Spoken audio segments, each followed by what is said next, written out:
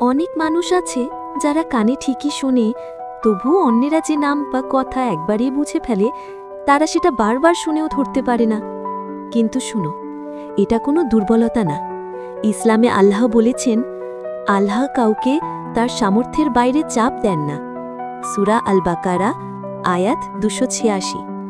মানে, তোমার এই সমস্যা তোমাকে হারানোর জন্য নয়, বরং ধৈর্য আর শক্তি শেখানোর জন্য।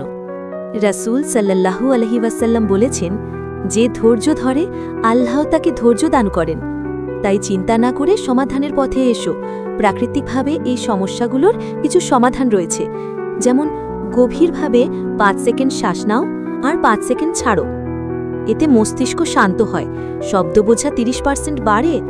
অনেক সময় ক্লান্ত মস্তিষ্ক শব্দ ঠিকমতো ধরতে পারে না, তাই পরিমাণ মতো খেজুর, পানি আর ভিটামিন বি যুক্ত খাবার খাও, যা মনোযোগ বাড়াতে সাহায্য করবে।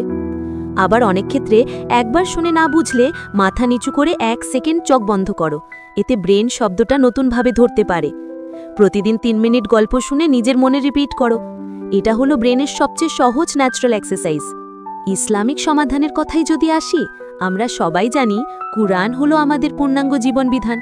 সেহেতু এর মধ্যেও লুকিয়ে আছে এই সমস্যার বেশ কিছু সমাধান, যেমন রাব্বি জিদনি ইলমা দোয়াটি, কারণ এই দোয়া মনোযোগ আর বুঝার ক্ষমতা বাড়ায়। রাসূল সাল্লাল্লাহু আলাইহি ওয়াসাল্লাম নিজেও এই দোয়া পড়তেন। আর যে কাজ বোঝা যাবে না সেটা 3 বার পর্যন্ত জিজ্ঞেস করা সুন্নাহ। এটা লজ্জার কিছু না, বরং ঈমানদারের বৈশিষ্ট্য। ফজরের পর অন্তত 5 মিনিট আল্লাহর স্মরণ অর্থাৎ জিকির করা। বিজ্ঞান প্রমাণ করেছে সকালের মনোযোগ শরীরকে সারা দিন ফোকাসে রাখে। সবশেষে একটা কথা মনে রেখো, অতিরিক্ত ফোনের ব্যবহারও আমাদের মস্তিষ্ককে দুর্বল করে দেয়। মনোযোগ কমে যায়, স্মৃতিশক্তি দুর্বল হয়, আর কথাকে ঠিকমতো বুঝতে অসুবিধা হয়। ইসলামে অপচয় নিষেধ। রাসূল সাল্লাল্লাহু আলাইহি ওয়াসাল্লাম বলেছেন, সময়ের অপচয় মুমিনের জন্য ক্ষতি। অতিরিক্ত ফোনও এক ধরনের অপচয়, যা মনকে বিভ্রান্ত করে। তাই প্রতিদিন কমপক্ষে 1 ঘন্টা ফোন থেকে বিরতি নাও। বাইরে প্রকৃতির বাতাসে দাঁড়াও, সূর্যালোকের আলো মুখে লাগাও, মস্তিষ্ক আবার শক্তি ফিরে পাবে।